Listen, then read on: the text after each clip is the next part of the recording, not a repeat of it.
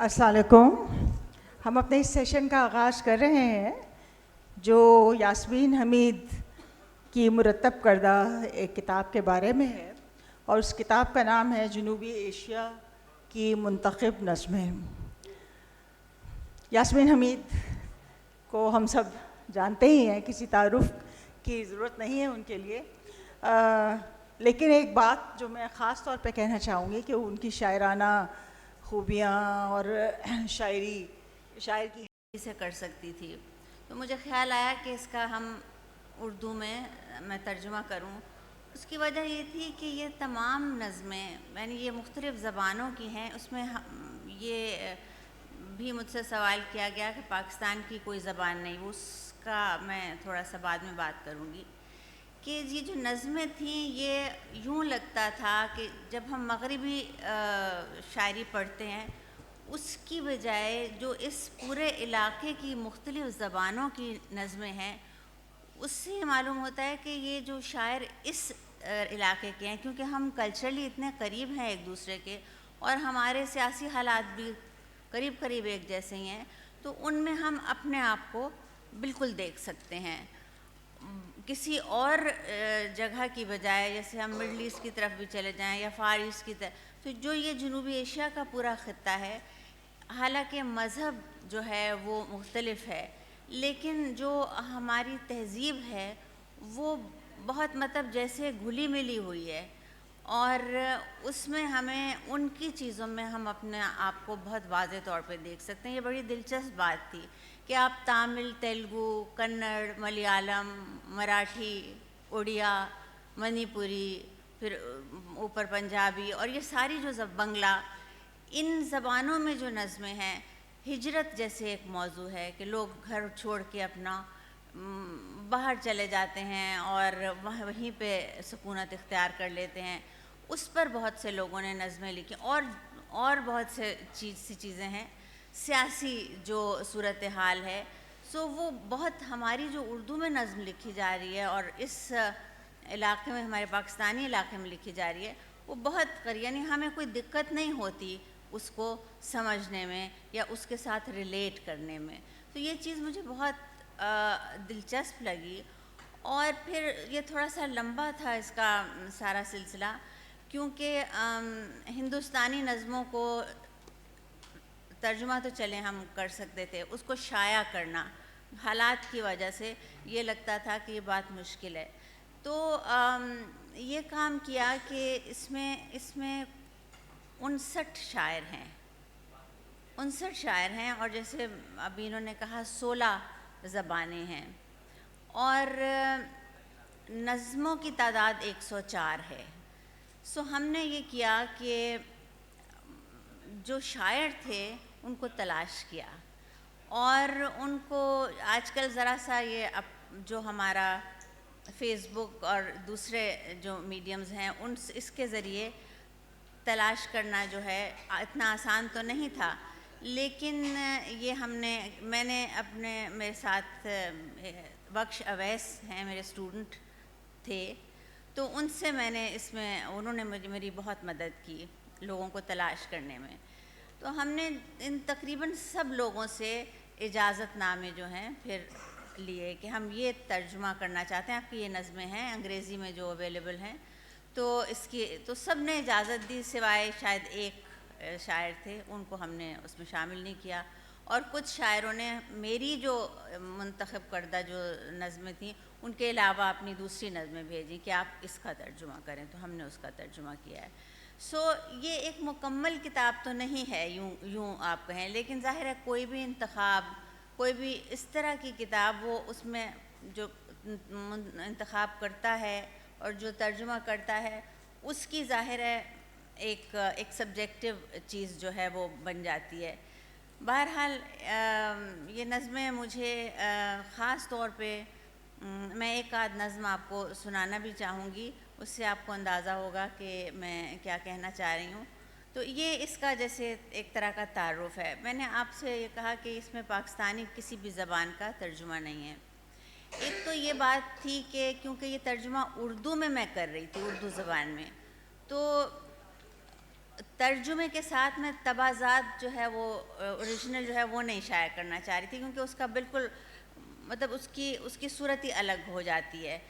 ہم کسی اوریجنل چیز کو اسی زبان میں کسی اور ترجمے کے ساتھ رکھ کے اس کو کمپیریزن جو ہے وہ مجھے نہیں لگتا ٹھیک.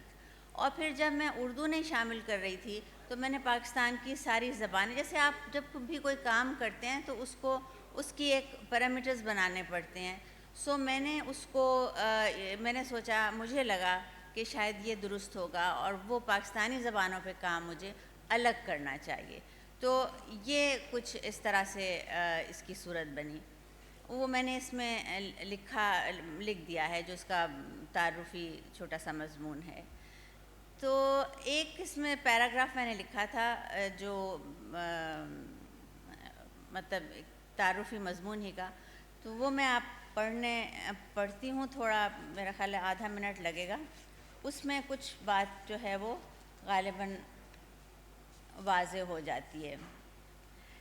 یہ نظمیں دراصل 20ویں صدی اور اس کے بعد کے انسان کی ترجمانی کرتی ہیں. ان کا خمیر مقامی تہذیبی فضا سے اٹھا ہے، لیکن عمومی سطح پر یہ اپنے زمانے کے انسان کے وجدانی رویوں کی ترجمانی بھی کرتی ہیں، جس کے سبب یہ مقامیت کی حدود سے ماورائیت اور آفاقیت کے دائرے میں داخل ہوتی ہوئی معلوم ہوتی ہیں. اس وقت دنیا کا شاید کوئی بھی خطہ کلی طور پر دوسرے علاقوں سے الگ یا بے خبر نہیں ہے. سیاسی، عملی، روحانی، وجدانی کسی نہ کسی سطح پر ایک عام انسان دور دراز خطوں کے انسانوں کی خوشیوں، رنجشوں، آزمائشوں کو کسی نہ کسی انسانی منطقے میں جانتا اور سمجھتا ہے. اسی لیے لکھے ہوئے لفظ کی تفہیم میں کوئی بڑی دشواری پیش نہیں آتی. پھر کسی ایک خطے کے انسان جو اپنی تہذیبی اور تاریخی دھاروں میں ایک ساتھ شکست و ریخت اور ارتقاء کی منزلیں طے کر چکے ہیں، وہ تو ایک دوسرے کو زیادہ اچھی طرح سمجھتے ہیں، یہاں تک کہ وہ مختلف عقیدوں سے تعلق رکھنے کے باوجود ذہنی اور حسی سطح پر بے پناہ موافقت رکھتے ہیں. اس کتاب میں جمع کی ہوئی نظمیں اس بات کی تصدیق کرتی ہیں. تو یہ ایک مختصر سا جو میں تعارف کروا سکتی تھی وہ ہے. نظم منظوم نہیں ہے، ترجمہ منظوم نہیں ہے، کیونکہ انگریزی زبان سے کیا، اور میں ویسے بھی لوگ منظوم ترجمہ کرتے ہیں، لیکن مجھے لگتا ہے کہ منظوم ترجمے میں جو جیسے میں کم سے کم اگر خود ترجمہ کرتی ہوں تو وہ نثری ترجمہ ہوتا ہے، لیکن نثری ترجمہ نثر کی طرح نہیں ہونا چاہیے میرے خیال میں. نثری لیکن تخلیقی ترجمہ، یعنی اس میں جو کریٹیوٹی ہے، جو تخلیقی صلاحیت ہے، جو یا جتنی بھی ہم اس کو ترجمے میں اس میں پیش کر سکتے ہیں وہ ہونا چاہیے. سو میں نے کوشش کی ہے. اس میں اگر آپ کچھ سوال پوچھنا چاہیں یا اگر آپ چاہیں تو میں ایک آدھ چیز پڑھ کے سنا دیتی ہوں. پڑھوں؟ چلیے پڑھتی ہوں. اچھا، اس میں ایک نظمیں تو بہت سی ہیں، لیکن ایک نظم جو خاص طور پہ مجھے بہت زیادہ پسند ہے، اسی پہ میں نے نشان نہیں لگایا تو میں اب آپ کو سناتی ہوں. جی ہاں بالکل. وہ تعارف بھی میں نے تھوڑا سا مختصر ہے لیکن وہ لکھا ہے. یہ مراٹھی زبان کی نظم ہے اور اس کے شاعر ہیں دلیپ چترے. ایمبولنس کی سواری اس کا عنوان ہے اور یہ نظم خاصی طویل ہے. جو اس کا موضوع ہے وہ فوراً سمجھ میں آ جاتا ہے کیونکہ ہم بھی اسی بالکل صورتحال سے گزر رہے ہیں.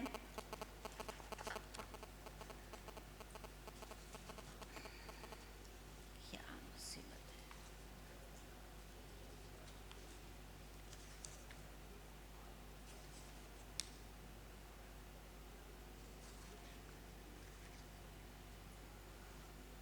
جی اچھا، یہ ہے ایمبولنس کی سواری. دلیپ چترے جو ہیں یہ مراٹھی اور انگریزی زبانوں کے معروف ادیب تھے. ان کا زمانہ ہے 1938 سے 2009 تک کا. شاعری کے علاوہ انہوں نے افسانہ نگاری، ڈرامہ نگاری، تنقید، ترجمہ، ادارت اور فلم سازی میں بھی گراں قدر کام کیا ہے.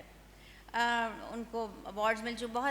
بہت مختصر سا تعارف ہے جو ہمیں انہوں نے بھجوائی تھی اپنی چیزیں یا ہم تلاش کر سکے تھے، لیکن اس میں ان کی تاریخ پیدائش اور یہ مراٹھی ہندوستان کی زبان ہے جو تقریباً میرا خیال ہے سینٹرل انڈیا کا جو ویسٹرن جو ہے وہاں حصہ اس میں بولی جاتی ہے۔ ایمبولینس کی سواری،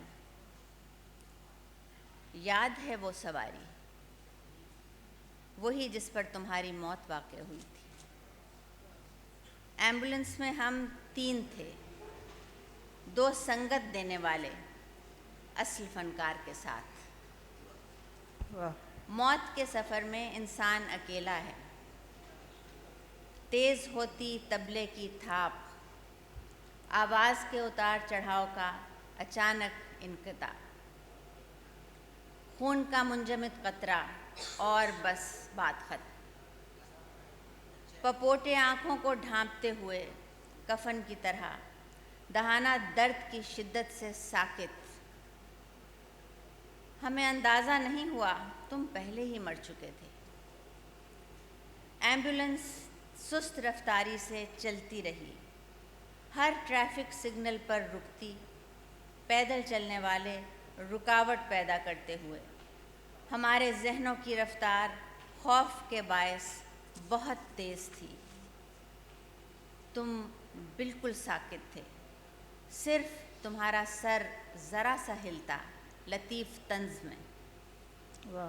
یاد ہے وہ سواری، ایک ساتھ، آخری بار، وہی جس پر تمہاری موت واقع ہوئی تھی۔ تمہارے حلق کے اندر پتھر کا پھول تھا، تمہارا خون جامد، تمہاری نسیں وہ تاریں تھیں جن میں برقی قوت زائل ہو چکی تھی۔ یاد ہے وہ سواری۔ کبھی ہمیں اس پر گفتگو کرنی چاہیے، کبھی ہم ایک ساتھ بیٹھیں گے، کچھ پئیں گے اور بات کریں گے، اور تم مجھے ٹھیک ٹھیک بتاؤ گے موت اپنا دریچہ کیسے بند کرتی ہے، کس طرح منفی احساس ہر شے پر چھا جاتا ہے، کیسے اس کا کوندا آنکھوں کی روشنی سلب کرتا ہے، کس طرح اسے تجربہ گاہ میں تیار کرتی ہے۔ واہ واہ۔ کبھی ہم بیٹھیں گے، بات کریں گے پورے بلبلے سے۔ مجھے وہ سواری یاد ہے، اپنا آدھا تنہا حصہ، اپنی آدھی بے بسی، اپنا آدھا خاموش وجود، اپنا آدھا خالی پن۔ پوری دنیا فارملین کی بو میں بسی تھی، دھوپ بہت قدیم لگتی تھی۔ وہ تمہیں اسٹریچر پر اٹھائے لے جا رہے تھے، پھر انہوں نے تمہیں مردہ قرار دے دیا۔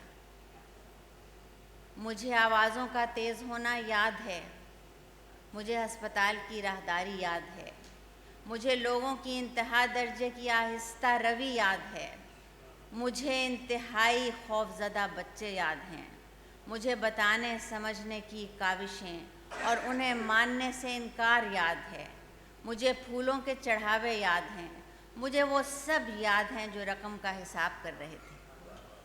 مجھے مذاق کرنے والے یاد ہیں، مجھے یاد ہیں وہ جو روئے اور جنہوں نے تقریریں کیں، مجھے یاد ہیں وہ جنہوں نے گیتا سے حوالے دیے اور جنہوں نے ضرب الامثال بیان کیں جب تمہاری چتا کے شعلے بلند ہو رہے تھے، مجھے وہ یاد ہیں جو خاموش تھے۔ واہ واہ واہ۔ اب یہ کافی طویل ہے، سو میں اس کا یہ حصہ چھوڑتی ہوں۔ جی آخری حصہ پڑھتی ہوں۔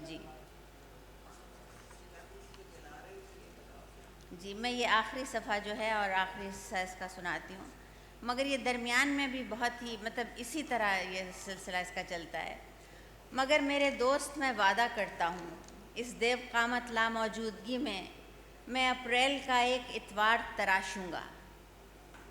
دوپہر ہوگی، ماتم ہوگا، چلچلاتی گرمی ہوگی، سناٹا ہوگا، ساکت ناریل کے پیڑ ہوں گے، لکڑی ہوگی، ایک لاش ہوگی اور آگ، شولوں کے اشلوک ہوں گے، سرخ اپنشد روشن نیلے مقام پر لکھا ہوا، پرندے پرواز کرتے ہوئے ٹھہریں گے، جامد ہو جائیں گے، جانور بے جان ہو کر گر پڑیں گے، مشینیں اور انسان کام کرنا بند کر دیں گے، لاکھوں شعلوں کے نیچے میری آنکھیں سو جائیں گی، بڑے عذاب، بڑی تباہی کے پھول کی طرح، پھر مجھے کچھ یاد نہیں ہوگا، میں اس سواری کے مرکز میں ہوں گا جس پر تمہاری موت واقع ہوئی۔ واہ واہ واہ، بہت یہ اچھی۔ ایک نظم ہے، لیکن اس میں بہت سی نظمیں ہیں جو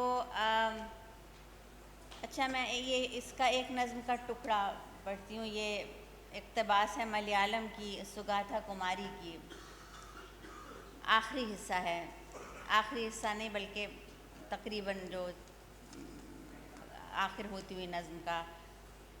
یہ کہہ رہی ہیں کہ نہیں کافی نہیں، اپنی ہنسی سے لرزتے ہوئے دیو جھکتا ہے، ہماری مٹی کو اپنے ہاتھوں میں لیے سیدھا تن جاتا ہے، اس کی لہراتی ہوئی زبان زمین کا ایک ایک کونا چاٹتی ہے، اب اس نے مٹی کو چبانا شروع کر دیا ہے، آسمان اس کی زہریلی سانس سے بھرا ہوا ہے، آسمان اس کی زہریلی سانس سے بھر جاتا ہے، میرا دل غش کھا رہا ہے، اس دیو کے مقابلے میں میرے پاس صرف ایک بانسری ہے۔ واہ واہ واہ۔ اور ایک اور چھوٹا سا یہ چیز، چھوٹی سی چیز ہے جو میں میرا خیال ہے آپ کو سنا سکتی ہوں اس وقت۔ یہ ہے بیٹا ماں سے، اس کا عنوان ہے، اور یہ گیان پوتن ہیں، تامل زبان کی نظم ہے۔ یہ تامل زبان کے شاعر اور نقاد تھے، ان کا زمانہ 1938 سے 2016 کا ہے، اور یہ تامل ساؤتھ انڈیا کی جو 4 زبانیں ہیں ان میں سے ایک ہے۔ بیٹا ماں سے چھوٹی نظم ہے۔ تم لڑکیوں میں گھس کر بیٹھو، تمہارے کان سوکھ جائیں گے، تم کہتی۔ تم لڑکیوں میں گھس کر بیٹھو، تمہارے کان سوکھ جائیں گے، تم کہتی۔ اگر تم شرارت کرو گے، خدا تمہیں ضرب لگا کر اندھا کر دے گا، تم کہتی۔ جب میں تمہیں کچھ کھانے کے لیے پریشان کرتا، یہ تمہارے معدے کے لیے نقصان دہ ہے، تم کہتی۔ واہ واہ۔ میں نے اناج کی بھوسی کے بدلے میں تمہیں لیا تھا، تم کہتی۔ واہ۔ ماں جب میں چھوٹا تھا تب تم نے مجھ سے کتنا جھوٹ بولا، پھر تم نے ایسا کرنا کیسے چھوڑ دیا؟ یا تمہیں یہ خیال ہوا کہ سچ کے ساتھ میں زندہ رہ سکوں گا؟ شاید تم نے سوچا کہ بڑوں سے کہے جانے والے جھوٹ تمہارے علم و آگہی کی دسترس میں نہیں، اور قانون کے تحت ضابطے بنانا حکومت وقت پر چھوڑ دیا۔ مجھے یہ پسند نہیں۔ مجھ سے جب چاہے اپنا دودھ چھڑوا لو، مگر اپنے جھوٹ مجھ سے کہتی رہو، ہمیشہ ہمیشہ۔ تم مجھ سے محبت کرتی ہو نا؟ واہ واہ واہ۔ تو یہ بالکل اس طرح کی نظمیں ہیں، تقریباً سب کی سب۔ مضامین بہت مختلف بھی ہیں، اور جو ان کا ایتھوس ہے وہ آپ کہہ سکتے ہیں کہ اسی طرح کا ہے۔ تو یہ چیز مجھے بہت اچھی لگی تھی، جس کی وجہ سے میں نے یہ کام شروع کیا، اور اللہ کا شکر ہے کہ یہ ختم ہو اچھا گیا۔ یہ جی سوال شاعرہ کی پوچھا بھی تھا؟ سناؤں میں آپ کو سنا سکتی ہوں۔ ایک فرمائش آ رہی ہے کوئی جی۔ یہاں سے؟ آٹے کی مل، اچھا جی جی، آٹے کی مل کا گیت، جی ہاں۔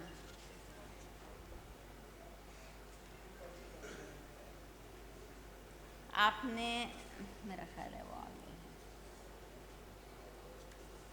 ارون کو لٹ کر کی ہے، جی۔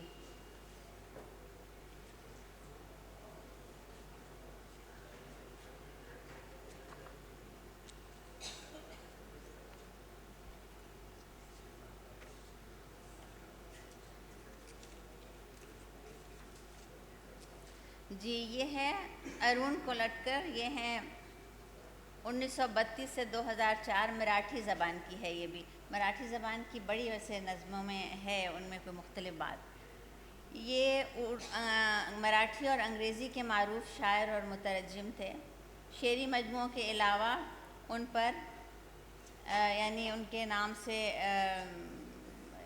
بہت کام شائع ہو چکا ہے، ان پر کام کیا گیا ہے اور بہت سے اعزازات حاصل کیے ہیں. وہ سب نام ہیں مختلف ایوارڈز کے. تو یہ ہے آٹے کی مل کا گیت.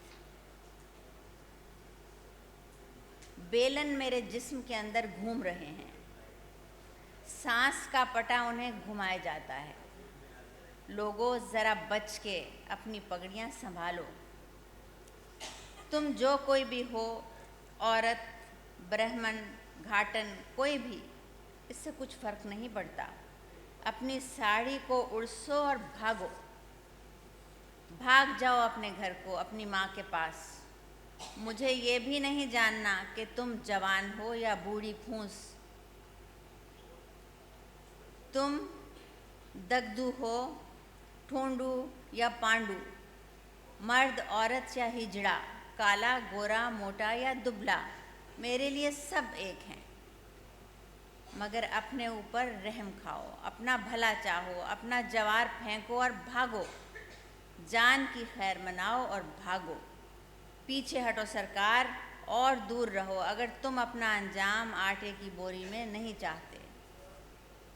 یہ مل موت کی پیاسی ہو گئی ہے اور یہ مطمئن نہیں ہوگی جب تک اس کا پیٹ بھرنے والا ہر ہاتھ کٹ نہیں جاتا. چھک چھک چھک چھک، مل نے ہم سب کی ماں کو نگل لیا ایک ہی نوالے میں. اور وہ ذائقے میں کیسی تھی، میٹھی، تلخ، کھٹی. مل کو نہیں معلوم اور اسے اس کی پرواہ بھی نہیں. واہ واہ. تو ہمارے سوالات جو کچھ میرے ذہن میں تھے وہ تو خیر میرا خیال ہے رہ گئے. اب ایک تو سوال یہ تھا کہ یہ زیادہ تر جو شعراء اس میں شامل ہیں سب یا تو 30s میں یا 40s میں پیدا ہونے والے لوگ ہیں، تو ایک خاص زمانے کو بھی یہ شاعری جو ہے وہ اس کی نمائندگی کرتی ہے. ایک اور بات جو میں پوچھنا چاہ رہی تھی کہ خواتین کی تعداد، یہ 59 میں صرف 6 خواتین میں نے دیکھی کہ وہ ہیں، تو کیا یہ صحیح ریپرزنٹیشن ہے ان کا؟ صحیح بالکل آپ نمائندگی ٹھیک کہہ رہی ہیں. یہ میں جانتی ہوں کیونکہ میرے پاس میں انہی شاعروں کا ترجمہ کر سکتی تھی جن کی انگریزی چیزیں مجھے مل سکیں. تو یہ بالکل جی جی اور قریب ہو جاؤں. جی تو یہ آپ بالکل ٹھیک کہہ رہی ہیں. میں نے بالکل یہ چیز محسوس کی کہ ظاہر ہے خواتین کی تعداد جو ہے وہ زیادہ ہو سکتی تھی. تو پھر کبھی موقع ملے گا تو ایسا میں کروں گی، اس لیے کہ میں نے بتایا کہ جن کی مجھے انگریزی میں چیزیں دستیاب تھیں انہیں میں نے ترجمہ کیا، اور یہ بالکل آپ کا اعتراض صحیح. میرا خیال ہے اب ایک اور پروجیکٹ جو آپ کا ہونا چاہیے وہ یہ ہے کہ تھوڑے کم عمر کے لوگوں کی بھی چیزیں. یہ میں آپ کو سے کہوں کہ اس میں ہے تو جیسے 20ویں صدی کے شاعر ہیں، اس میں پرانے لوگ نہیں ہیں. یعنی جیسے بنگلہ کے جو شاعر ہیں وہ سب 20ویں صدی کے لوگ ہیں، بہت پرانے لوگ نہیں ہیں. ٹیگور نہیں ہیں، اس طرح کے لوگ نہیں ہیں. 20th سینچری جو ماڈرنزم کا جو ہمارا زمانہ ہے، نیا زمانہ، جس میں جس طرح کی بالکل اسی طرح کی تقسیم ہے جیسے ہمارے ہاں یہاں پہ ہے. تو میں نے ان لوگوں کو ہی اس میں شامل کیا ہے. آپ نے دیکھا ہوگا کہ ان نظموں کا لہجہ بھی نیا ہے، ان کے موضوعات بھی جو ہیں یہ مطلب جو اس سے پہلے کی نسل تھی اس سے مختلف ہیں. سو میری ایک کوشش ہے اس میں. ظاہر ہے ایک آدمی جب کام کرتا ہے تو بعض چیزیں سبجیکٹیو ہی ہوتی ہیں، بہت سی چیزیں اس میں رہ جاتی ہیں، لوگ اس کی نشاندہی کرتے ہیں اور پھر اس میں شامل کیا بھی جا سکتا ہے یا ایک اور کام کیا جا سکتا ہے. ایسا تو ہوتا ہے نا. 1-2 منٹ ہیں ہمارے پاس، اگر کوئی سوال. کشور آپ کو سوال کرنا چاہ رہی ہیں؟ جی بولیے.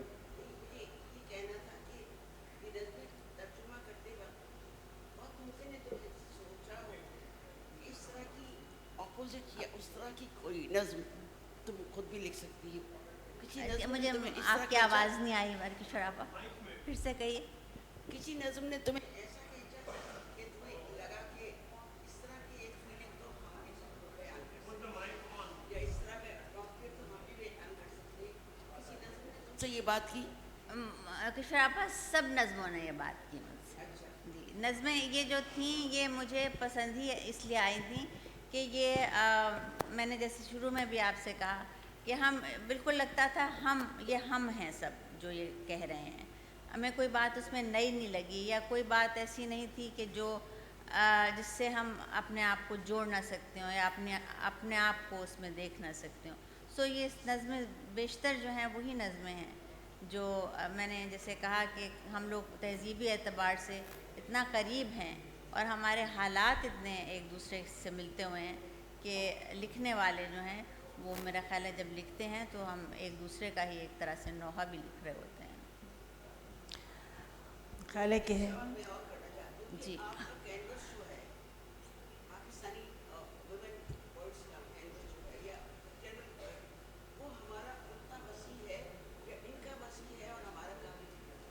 میرا خیال ہے مقابلہ نہیں کرنا چاہیے. مجھے لگتا ہے ہمارے ہاں اب اس وقت ہم جب خواتین کو دیکھتے ہیں اس وقت آج یعنی اس عہد میں 2023 میں تو میرا خیال ہے ہمارے ہاں بھی خواتین جو لکھ رہی ہیں یا جو پچھلے 50 سال 60-70 برس سے جو کچھ لکھا گیا ہے اور جو ذخیرہ ہے وہ بالکل ہم یہ نہیں کہہ سکتے کہ وہ کسی طرح کم تر ہے.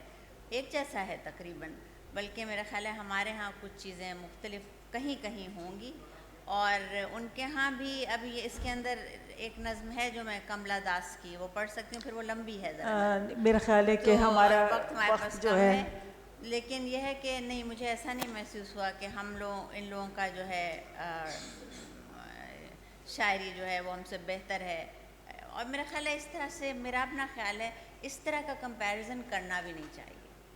اس طرح کمپیریزن کہ بہتر ہے یا کم بہتر ہے, دوسرے کمپیریزن آپ کر سکتے ہیں, موضوعات کا کر سکتے ہیں, مضامین کا کر سکتے ہیں, اسالیب کا کر سکتے ہیں, لیکن شاید یہ جو ہے اچھا یا کم اچھا مجھے لگتا ہے کہ یہ کمپیریزن ہونا نہیں چاہیے. جی ہمیں جی میسج آ رہا ہے کہ ہمارا وقت ختم ہو گیا. یاسمین بہت تشنگی رہ گئی. یہ پروگرام یقیناً زیادہ ہونا چاہیے تھا, کم از کم 1 گھنٹے کا تو ہونا چاہیے تھا, اور ہم اور بہت ساری نظمیں سنتے ہیں. بہرحال آپ ان کی کتاب خرید سکتے ہیں, جنوبی ایشیا کی منتخب نظمیں.